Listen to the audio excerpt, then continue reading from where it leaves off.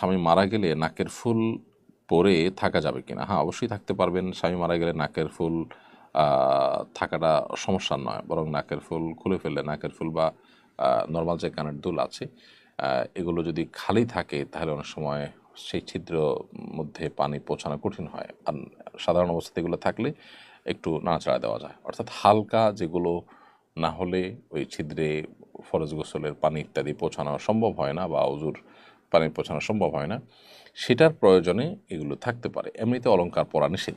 স্বামী মারা গেলে সাজসজ্জা করা মানে সাজসজ্জার অংশ হিসাবে বাইরে গেলে যে সমস্ত অলংকার টলংকার পরা হয় এরকম অলংকার পরা বা সাজসজ্জা করা এটা নিষেধ।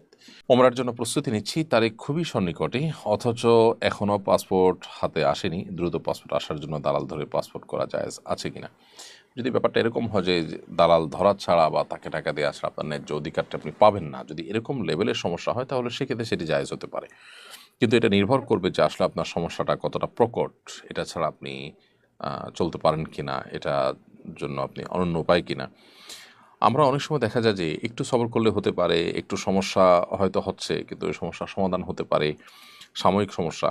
আমরা সেই বিষয়গুলোকেও দেখা যায় যে খুব তাড়াতাড়ি করার জন্য অহেতুক নিজেরা অস্থির হয়ে সেখানে ঘুষ দিয়ে অবৈধ উপায়ে নানাভাবে সেটা আমরা আদায় করার চেষ্টা করি। তো এটা কোনো ভালো জিনিস না। একজন মুসলমান তিনি দায়িত্বশীল আচরণ করবেন সব ক্ষেত্রে, এবং অবৈধ সুবিধা আদায় করার জন্য বা যে জিনিসটা আমার লিগালি পেতে একটু সময় লাগবে বা সাধারণত একটু সময় লাগে সে জিনিসটাকে একটু তাড়াহুড়া করে যদি আপনি পেতে চান এবং পেতে গিয়ে যদি কোনো গুনাহের শিকার হন, কোনো গুনাহের আপনার লিপ্ত হন, তাহলে সেক্ষেত্রে আপনি গুনাহগার হবেন, তার জন্য দায়ী হতে হবে আপনাকে।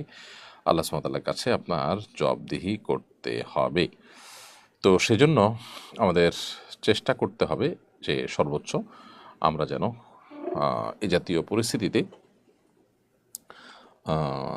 আপনার মনে চাইলো আর আমরা ঘুষ দিয়ে সেটা একটু তাড়াহুড়ো করে নিলাম, এটা করা উচিত হবে না, তাহলে গুনাহগার হবেন।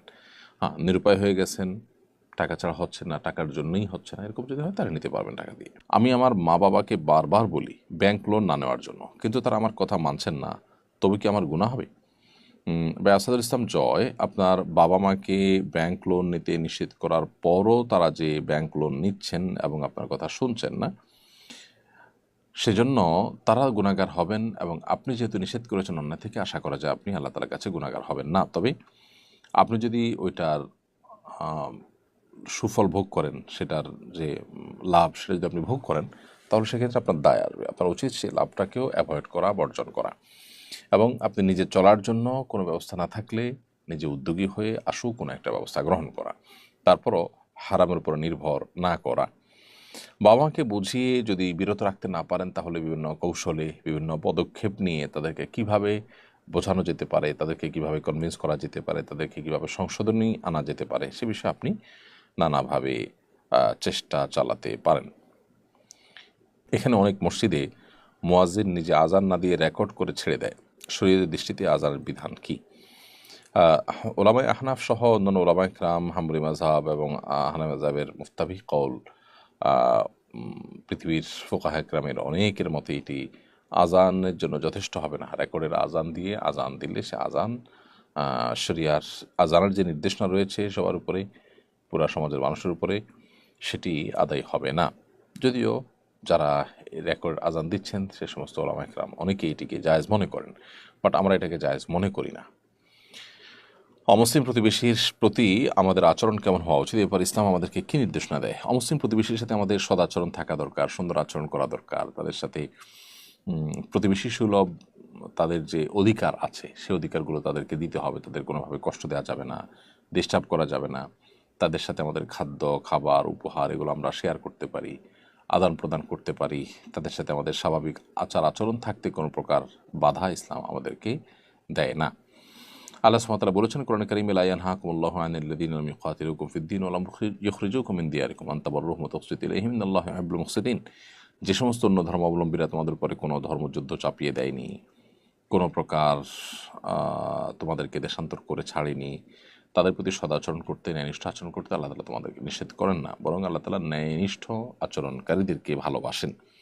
সো আমরা তাদের সাথে নিষ্ঠ আচরণ করব, তাদের প্রতি সদয় আচরণ করব, ইসলামের সৌন্দর্য আমাদের আচরণের মধ্য দিয়ে ফোটানোর চেষ্টা করবো ইনশাআল্লাহ তাআলা। এমডি আলামিন ইসলাম আপনি লিখেছেন, পাতানো বোনের সাথে সম্পর্ক ছিন্ন করলে কি আত্মীয়তা ছিন্নকারের গুনাহ হবে? না, পাতানো বোন পাতানোটাই তো জায়েজ নয়। পাতানো বোন পাতানোর মধ্য দিয়ে পর্দার বিধান যেমন লঙ্ঘন হয়, শরিয়ার পর্দা সংশ্লিষ্ট আর অনেক বেশি বিষয় আছে যে বিষয়গুলো লঙ্ঘন হয়, যার কারণে এরকম তথাকথিত পাতানো বোনের এই কনসেপ্টটাই ইসলামী শরীয়তের দৃষ্টিকোণ থেকে নাজায়েজ। সো সে পাতানো বোন থেকে দূরে সরে আসলে সেটা অবশ্যই আত্মীয়তার চিহ্ন বললে গণ্য হবে না। ফাতিমা বেগম কলি আপনি লিখেছেন, আমার 3টা ছোট ভাই আছে, একটি বুদ্ধি প্রতিবন্ধী, তার প্রকৃত বয়স 37, মানসিক বয়স 2 থেকে 4। সে আমার মায়ের সাথে ছোট শিশুর মতো ঘোরাফেরা করে। সবচেয়ে ছোট ভাই নিজের স্ত্রীকে প্রতিবন্ধী ভাইয়ের সাথে পর্দা করতে বলে, ফলে ছোট ভাইয়ের স্ত্রী নিজের কক্ষের বাইরে স্বাভাবিক চলাফেরা করতে পারে না। এই কারণে আমার মা ও বাবা তাদের উপর অসন্তুষ্ট। এক্ষেত্রে কী করণীয়? বুদ্ধি প্রতিবন্ধীর সাথে পর্দা করা ফরজ কিনা? না, যদি 2-4 বছরের শিশুর মতোই তার মানসিক রোগী হওয়ার কারণে বা বুদ্ধি প্রতিবন্ধী হওয়ার কারণে তার মানসিক বয়স যদি এরকম কম হয়, তাহলে সেক্ষেত্রে তার সাথে পর্দা না করলে গুনাহ হবে না। কারণ শরীয়তের পর্দার যে বিধিবিধান রয়েছে, এটি যে উদ্দেশ্যে, যে মাকসাদে, যে ক্ষেত্রে প্রযোজ্য হয়, এটি তার আওতায় পড়ে না। যার কারণে এখানে মা বাবা যদি অসন্তুষ্ট হন বা ওই সেই মানসিকভাবে যিনি অসুস্থ তার জন্য যদি কষ্টের কারণ হয়, তাহলে সেক্ষেত্রে এখানে কড়াকড়ি বা বাড়াবাড়ি না করা উচিত। বদলি হজের ক্ষেত্রে এমন ব্যক্তি নির্বাচন করা যাবে কিনা যিনি এখনও ফরজ হজ করেননি? উত্তর হলো না। যিনি নিজের ফরজ হজ আদায় করেননি তিনি আসলে বদলি হজ করতে পারবেন না। অন্যের বদলি হজ আদায় করার জন্য নিজের ফরজ হজ আদায় করাটা পূর্ব শর্ত। ফরজ হজ আগে আদায় করতে হবে, তারপর বদলি হজ করতে হবে। কারণ নবী করিম সাল্লাল্লাহু আলাইহি ওয়াসাল্লামের সময় এক ব্যক্তি, তিনি তার ভাইয়ের পক্ষ থেকে সম্ভবত হজ করছিলেন। নবী সাল্লাল্লাহু আলাইহি ওয়াসাল্লাম তখন তাকে জিজ্ঞাসা করেছেন যে, তার ভাইয়ের নাম ছিল সম্ভবত শুভ্রমা, শুভ্রমার তরফ থেকে হজ করছিলেন। নবী সাল্লাল্লাহু আলাইহি ওয়াসাল্লাম বলেছেন, তুমি নিজের তরফ থেকে করেছো কিনা? তখন তিনি বলেছেন না। তখন নবী সাল্লাল্লাহু আলাইহি ওয়াসাল্লাম বলেছেন, তুমি তোমার পক্ষ থেকে আগে করো, তারপর তুমি শুভ্রমা তোমার ভাই তার তরফ থেকে হজ করবে। এই জন্য একজন মুসলমান বদলি হজ করার আগে নিজের হজ তাকে করতে হবে। ঠিক একই কথা প্রযোজ্য ওমরার ক্ষেত্রেও। বদলি ওমরার আগে নিজের ওমরা সম্পাদন করতে হবে। মিম আক্তার লিখেছেন, বাবা মা আমাকে বিয়ে দিতে চান, আমি বিয়ে করতে চাই না, বাবা মায়ের অবাধ্য হওয়ার জন্য কি গুনাহগার হব? আজীবন কুমারী থাকার বিষয়ে ইসলামের বিধান কি? বোন মিম আক্তার, আপনি বিবাহ করতে না চাওয়াটার যৌক্তিকজনক যদি কোনো কারণ থাকে, আপনি স্বামীর হক আদায় করতে পারবেন না, অথবা আপনি অসুস্থ বা অন্য কোনো যৌক্তিক কারণ থাকে, তাহলে আপনি বিবাহ না করে থাকতে পারেন। কিন্তু নিছক আপনার কারোর প্রতি অভিমানের কারণে বা অন্য কোনো যৌক্তিক কারণ ছাড়া যদি আপনি বিবাহ থেকে বিরত থাকেন, তাহলে সেই দৃষ্টিকোণ থেকে এটা প্রশংসনীয় কাজ নয়। সেক্ষেত্রে আপনার বিয়ে করাটাই হলো শরিয়ার নির্দেশনা এবং আপনার জন্য উচিত এবং উত্তম। বাট আপনি নিজেকে যদি চরিত্রকে হেফাজত করে থাকতে পারেন, তো শরীয়ত আপনাকে বাধ্য করে না। এরকম ক্ষেত্রে বাবা মা যদি আপনি নির্দেশ করে, তাহলে বাবা মা সেই নির্দেশটা মানতে পারলে আপনার জন্য ভালো। আর যদি আপনার জন্য মানাটা অসম্ভব হয়, বাবা মাকে বুঝিয়ে নেবেন। আর নিজে বাবা মার উপরে যেন বোঝা না হন, সেই ব্যাপারটিতে আপনি সতর্ক থাকবেন।